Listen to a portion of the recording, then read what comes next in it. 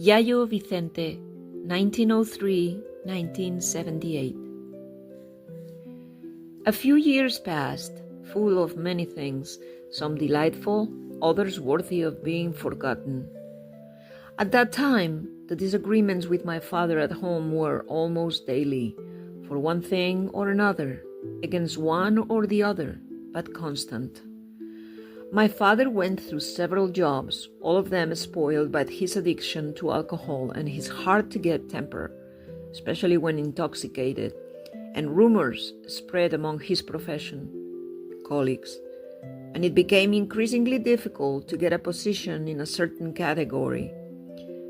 In addition, the places where a musician could work live at that time were being reduced, as the discos had been advancing positions and occupying what was previously offered by the nightclubs, where my father had always worked and succeeded. And canned music, as they said at that time, no longer gave rise to musicians being able to continue working as they had until then.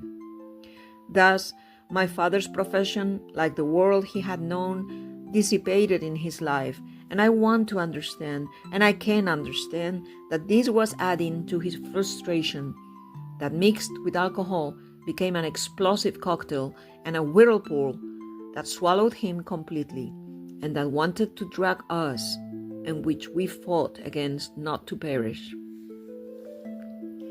With this new panorama, seeing ourselves short of money now and then, trying to pay the rent of the house, schools, expenses, food, and so on, my mother got us out of trouble again by learning to sew pants for a store that existed on San Pablo Street in Zaragoza and was called El Faro, the lighthouse. He specialized mostly in men's workwear. My mother took the pants already cut and had to assemble and sew them at home. A neighbor of our building, who lived on the third floor and who had been a tailor, helped and taught her, because my mother had only basic sewing skills but not the qualities of a tailor. Coincidentally, this person, along with his wife, was the parent of a very close friend of my father, also a musician, who went to Holland and ended up working there as a music teacher at the conservatory of the city where he lived. My mother learned quickly. She has always been a brave and determined woman who was not afraid of work and always willing to learn if circumstances in life required it. So she got an electric sewing machine so as not to waste time, and she immediately adjusted to the work. I remember her sitting in front of that machine for entire afternoons, struggling with the pants she was sewing and leaving her eyes there for hours, until nighttime many times, to deliver the order every Saturday morning and collect more. Among those problems came the year 1978. That year marked many things in our lives. One of the most important and saddest was the death of my dear paternal grandfather, Vicente. Some time before, he had told us that he suffered from prostate cancer, and at some point, he was admitted to the Miguel Servet Hospital in Zaragoza, also known as La Casa Grande, the big house. I don't remember very well how long he spent there, but I do remember that he never returned home. He died there on an April day, shortly after his 75th birthday. More than cancer, he was taken away by pneumonia. The last time I saw him was on one of the hospital visits one afternoon. I was not yet 14 years old. I was only 2 months away. And children were not allowed to visit anyone in the hospital.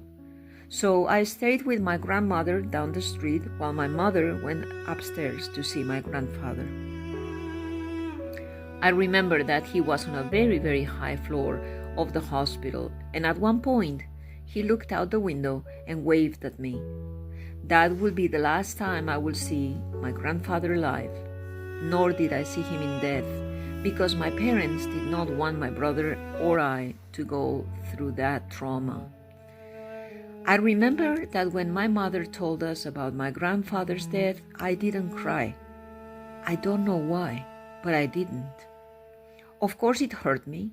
Of course I will miss him, and I still do 47 years later. I miss his tenderness for us, his ever-warm hands, his kind smile, his dinner that always and invariably consisted of fried eggs and fresh sausages seasoned with a little lemon.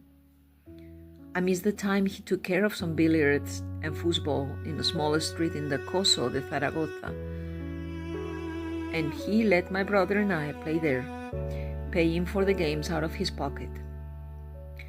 I miss the eucalyptus candies that he always carried in his pockets and that he gave us from time to time, the stories of the snails to sleep, and how he put a drawing I made of Heidi's TV series at the head of the bed. My Yayo left, but he left a lot of happiness and love among us, and somehow I know that he left peacefully. He came to my dreams just a week after leaving and assured me that he was fine, not to worry, and I know that it was not just a dream, since he appeared in the suit in which he was buried. And as I mentioned before, neither my brother nor I saw him at any time during his death and burial. Nor had we had the opportunity to see that suit before, as it was bought new a few days before he was admitted to the hospital. He kept coming many nights for years until my grandmother passed away later in 1989. He didn't visit me again after that, but I know positively that he's my guardian angel and that he walks by my side and protects me until we see each other again. I used to go see him at the cemetery in Zaragoza and talk to him in the solitude of the street where the niche in where he rested was. I was alone, and it was a moment of peace. Now he's no longer there, nor is my grandmother, who ended up resting next to him. One day, they were taken out of there when my uncle, his son, died, and they were all cremated together, and their ashes were thrown into the sea. But they live in my heart and in a place where no one can ever tear them away.